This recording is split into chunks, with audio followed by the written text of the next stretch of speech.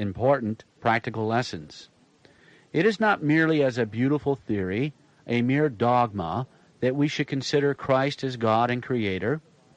Every doctrine of the Bible is for our practical benefit and should be studied for that purpose. Let us see what relation this doctrine sustains to the central commandment of the law of God. In Genesis 2, verses 1 through 3, we find these words closing the record of creation. Thus the heavens and the earth were finished, and all the hosts of them. And on the seventh day God ended his work which he had made. And he rested on the seventh day from all his work which he had made. And God blessed the seventh day, and sanctified it, because that in it he had rested from all his work which God created and made. The Jewish translation renders the text more literally thus: Thus were finished the heavens and the earth, and all their host. And God had finished on the seventh day his work which he had made, etc. This is the same that we find in the fourth commandment in Exodus 20, verses 8 through 11. In this we find what is most natural, that the same being who created rested. He who worked 6 days in creating the earth rested on the seventh and blessed and sanctified it. But we have already learned that God the Father created the worlds by his Son Jesus Christ, and that Christ created everything that has an existence. Therefore, the conclusion is inevitable that Christ rested on that first seventh day at the close of the 6 days of creation, and that he blessed and sanctified it. Thus the seventh day, the Sabbath, is most emphatically the Lord's day. When Jesus said to the carping Pharisees, "For the Son of Man is Lord even of the Sabbath day," Matthew 12, verse 8, he declared his lordship of the identical day which they had so scrupulously observed in form, and he did this in words which show that he regarded it as his badge of authority, as demonstrating the fact that he was greater than the temple. Thus the seventh day is the divinely appointed memorial of creation. It is the most honored of all days, since its especial mission is to bring to mind the creative power of God, which is the one proof to man of his divinity. And so when Christ said that the Son of Man is Lord even of the Sabbath day, he claimed a high distinction, nothing less than being the Creator, of whose divinity that day stands as a memorial. What shall we say, then, to the suggestion often made that Christ changed the day of the Sabbath from a day which commemorates complete creation to one which has no such significance? Simply this: that for Christ to change or abolish the Sabbath would be to destroy that which calls to mind his divinity. If Christ had abolished the Sabbath, he would have undone the work of his own hands, and thus have worked against himself, and a kingdom divided against itself cannot stand. But Christ cannot deny himself, and therefore he did not change one jot of that which he himself appointed, and which, by testifying to his divinity, shows him to be worthy of honor above all the gods of the heathen. It would have been as impossible for Christ to change the Sabbath as it would have been to change the fact that he created all things in 6 days and rested on the seventh. Again, the oft-repeated declarations that the Lord is Creator are intended as a source of strength. Notice how creation and redemption are connected in the first chapter of Colossians. To get the point fully before us, we will read verses 9 through 19. For this cause we also, since the day we heard it, do not cease to pray for you, and to desire that ye might be filled with the knowledge of his will in all wisdom and spiritual understanding, that ye might walk worthy of the Lord unto all pleasing, being fruitful in every good work, and increasing in the knowledge of God, strengthened with all might, according to his glorious power, unto all patience and longsuffering with joyfulness, giving thanks unto the Father, which hath made us meet to be partakers of the inheritance of the saints in light, who hath delivered us from the power of darkness, and hath translated us into the kingdom of his dear Son, in whom we have redemption through his blood, even the forgiveness of sins, who is the very image of the invisible God, the firstborn of every creature, for by him were all things created that are in heaven and that are in earth, visible and invisible, whether they be thrones or dominions or principalities or powers.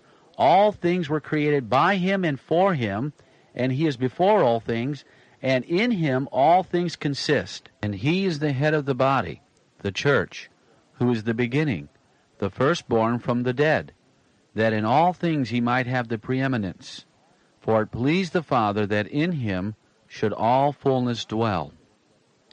It is not an accident that the wonderful declaration concerning Christ as Creator is connected with the statement that in him we have redemption.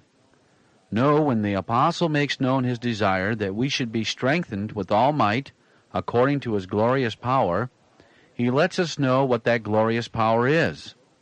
When he tells us about being delivered from the power of darkness, he lets us know something of the power of the deliverer. It is for our comfort that we are told that the head of the church is the Creator of all things. We are told that he upholds all things by the word of his power, Hebrews 1, verse 3, in order that we may rest in the assurance that the hand which bears all nature up shall guard his children well. Note the connection of Isaiah 40, verse 26. The chapter presents the wonderful wisdom and power of Christ in calling all the host of heaven by names, and in keeping them all in their places by the greatness of his might and the strength of his power, and then inquires, Why sayest thou, O Jacob, and speakest, O Israel, My way is hid from the Lord, and my judgment is passed over from my God? Hast thou not known? Hast thou not heard? That the everlasting God, the Lord, the Creator of the ends of the earth, fainteth not, neither is weary. There is no searching of his understanding. On the contrary, he giveth power to the faint, and to them that have no might he increaseth strength. His power is in fact the ability to create everything from nothing. Therefore he can work wonders through those who have no strength.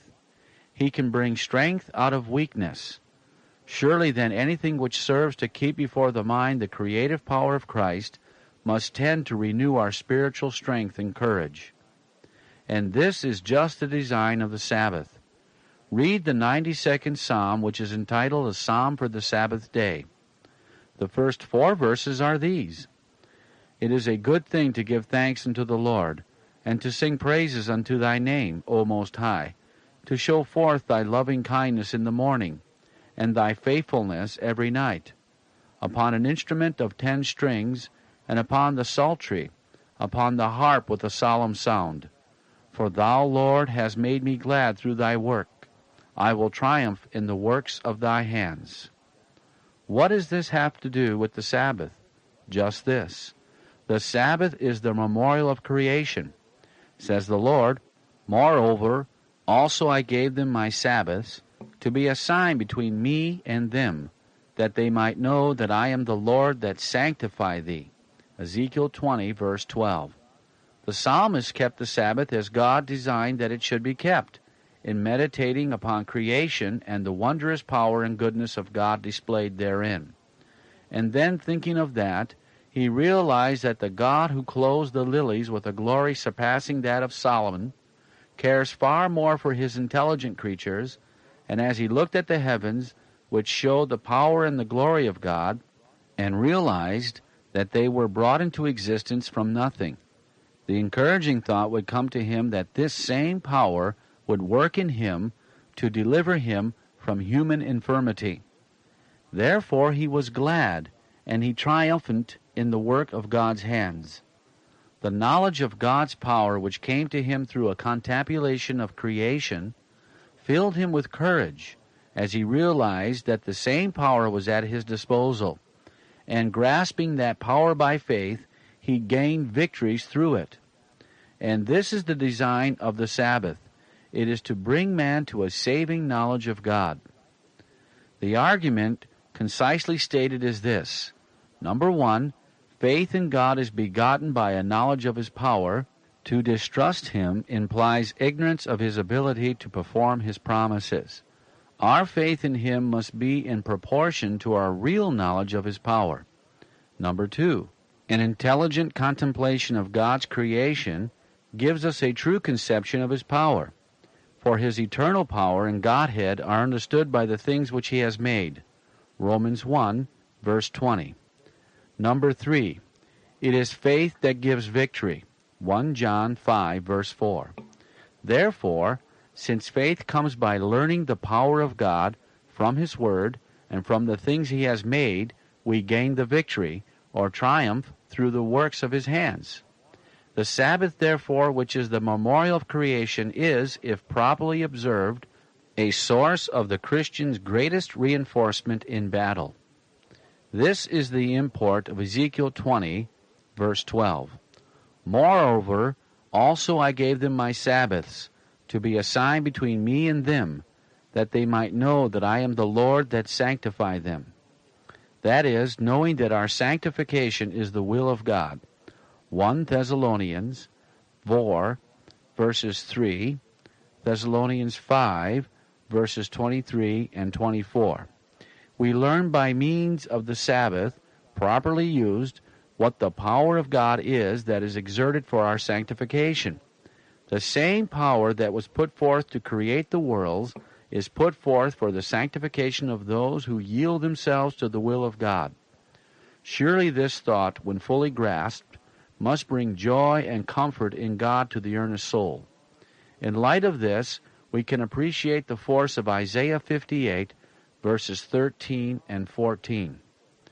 If thou turn away thy foot from the Sabbath, from doing thy pleasure on my holy day, and call the Sabbath a delight, the holy of the Lord, honorable, and shall honor him, not doing thine own ways, nor finding thine own pleasure, nor speaking thine own words, then shalt thou delight thyself in the Lord.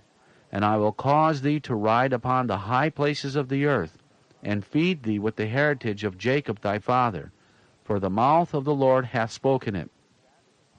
That is, if the Sabbath is kept according to God's plan, as a memorial of his creative power, as bringing to mind the divine power that is put forth for the salvation of his people, the soul triumphing in the work of his hands must delight itself in the Lord.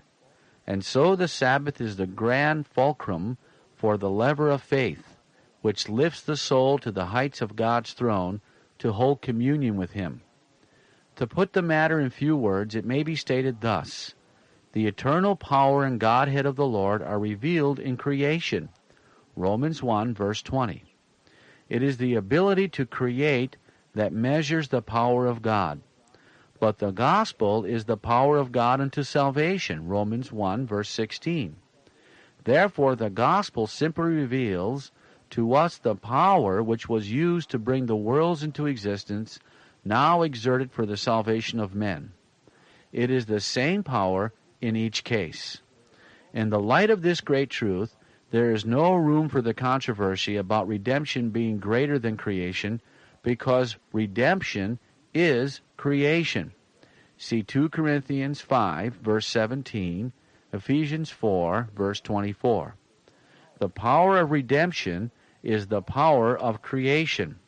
The power of God unto salvation is the power which can take human nothingness and make of it that which shall be throughout eternal ages to the praise of the glory of the grace of God. Wherefore let them that suffer according to the will of God commit the keeping of their souls to him in well-doing, as unto a faithful Creator. 1 Peter 4, verse 19.